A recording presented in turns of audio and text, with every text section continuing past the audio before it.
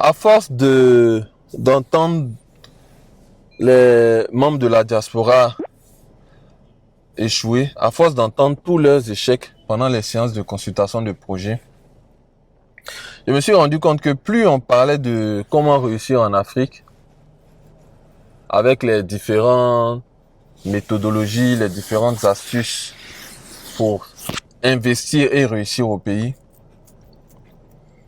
les membres de la diaspora s'arrangeaient toujours pour ne pas rentrer dans ce cadre-là ou pour ne pas suivre les indications qu'on leur donnait pour entreprendre en Afrique. J'ai donc décidé de faire une série de vidéos sur comment échouer. C'est-à-dire que dans les prochaines vidéos, je vais développer certaines vidéos sur toutes les méthodes pour échouer. Je vais vous donner des astuces pour bien échouer en Afrique. Peut-être que je ferai une autre vidéo sur d'autres sujets, mais je vais faire plusieurs vidéos comme ça et je vais vous donner plusieurs astuces. Parce que plus on parle de réussite aux membres de la diaspora, plus ils s'arrangent pour ne pas réussir. La meilleure manière de perdre son argent dans un investissement immobilier ou dans l'achat d'un terrain, la meilleure manière de se faire arnaquer, je vais vous la dire dans cette vidéo. Une fois, il y a un monsieur qui m'a appelé, j'étais ici à Abidjan, il m'a appelé, il était il était devant une communauté villageoise. Il était devant des villageois, il était devant des propriétaires terriens. Et il m'a appelé vraiment, moi j'étais dans mes trucs, j'étais dans mes activités. Il m'a appelé vraiment avec un ton vraiment un peu alarmé, un peu pressé. Voilà, bonjour monsieur Nyepa Joël Anani, je vous suis depuis un moment, je lui ai dit merci. Voilà, je suis en face d'une communauté villageoise, je suis en train d'acheter un terrain, voici les documents qu'il me propose, je veux savoir si c'est bon, qu'est-ce que je fais et tout ça. Donc c'est quelqu'un qui m'avait déjà contacté depuis l'Europe. C'est quelqu'un qui était en Suisse ou en Suède, je crois, de mémoire, qui m'avait déjà contacté pour me dire qu'effectivement, il s'apprête à faire des acquisitions et tout ça. Et je lui avais dit, bon, écoutez, au moment opportun, en fait, il n'était pas prêt encore. Au moment opportun, on en parlera.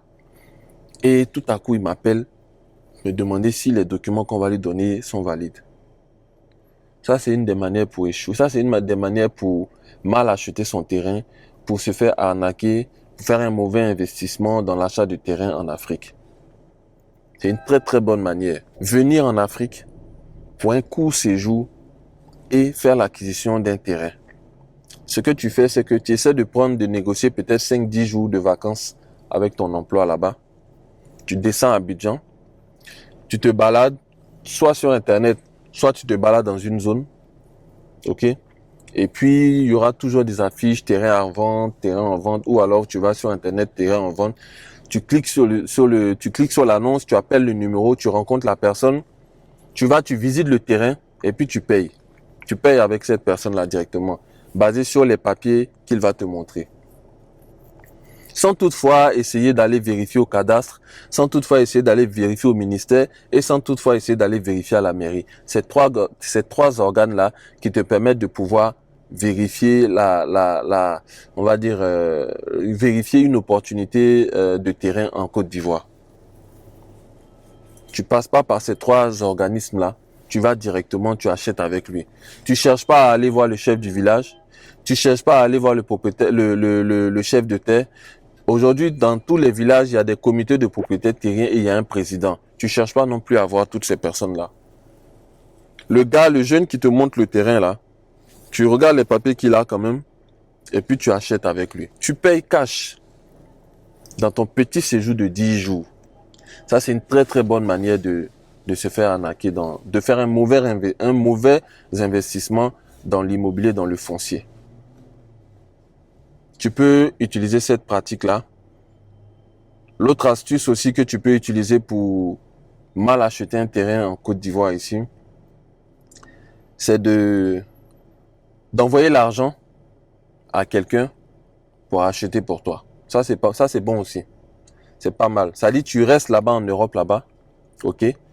Tu envoies un membre de ta famille ou bien un proche aller voir le terrain. Une fois qu'il a vu le terrain et que c'est bon, tu balances les sous à ce membre de la famille, à ce proche, et lui va acheter le terrain pour toi. Et puis, tu peux même lui confier même la construction sur le terrain. Beaucoup de gens ont fait ça, ça dépendra de toi. Beaucoup de gens ont fait ça et se sont rendus compte que le terrain n'a jamais été acheté.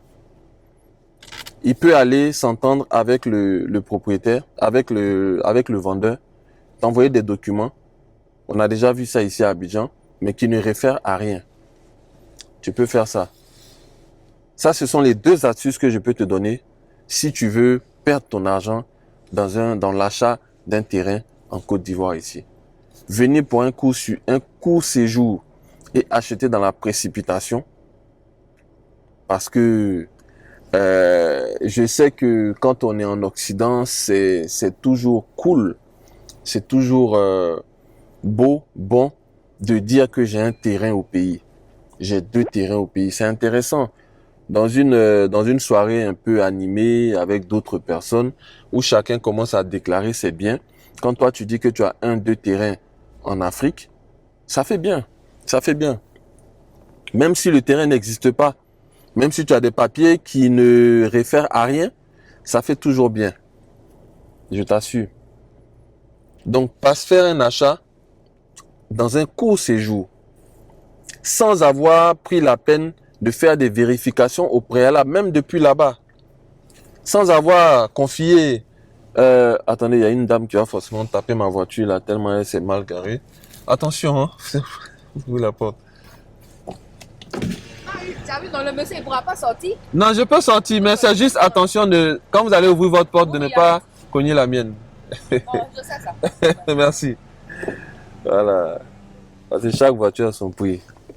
Ok. Dans un court séjour, vous venez juste pour 10 jours. Il y a des gens qui viennent pour 1 semaine acheter un terrain. Il y a des gens qui viennent pour 10 jours acheter un terrain. Alors que souvent, tu peux passer 1 mois à faire des vérifications et après, tu te rends compte qu'il y a quelque chose que tu as oublié de vérifier. Tu te rends compte qu'il y a un hic. On a déjà vérifié des dossiers, on a mis plusieurs juristes là-dessus, ils ont vérifié. Après achat, on se rend compte qu'il y avait quelque chose qu'on n'a pas découvert. Mais toi, tu viens en 1 semaine, 10 jours pour acheter. C'est très, très intéressant. C'est une très, très bonne manière. Donc, venir dans des courts séjours, acheter des terrains en Côte d'Ivoire ou en Afrique, sans même avoir fait de vérification, ni là-bas, ni même arriver ici. Tu peux pas, de toute façon, tu n'as que 10 jours. Tu vas aller rendre visite à la famille, peut-être tu vas aller rendre visite à la famille, tu vas peut-être vouloir aussi te divertir un peu, ok? Parce que voilà, tu peux profiter pour vivre un peu, voilà. Et en même temps, tu veux acheter un terrain.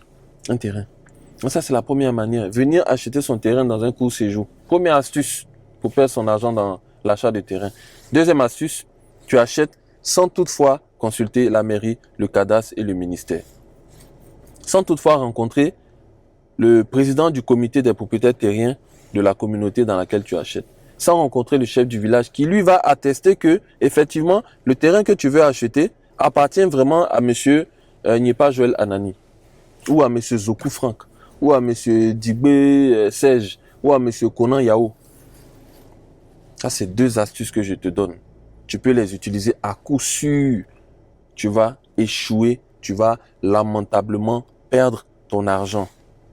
Je ne vais même pas te dire qu'est-ce que tu devrais faire pour bien acheter parce que l'objectif de cette vidéo, c'est de te montrer comment acheter un terrain et se faire avoir, perdre son argent, se faire arnaquer. C'est l'objectif de cette vidéo-là. C'est ce que je m'étais dit que j'allais faire. Si maintenant, tu veux savoir comment faire réellement pour bien acheter son terrain en Côte d'Ivoire, j'ai déjà fait des vidéos qui datent un peu quand même.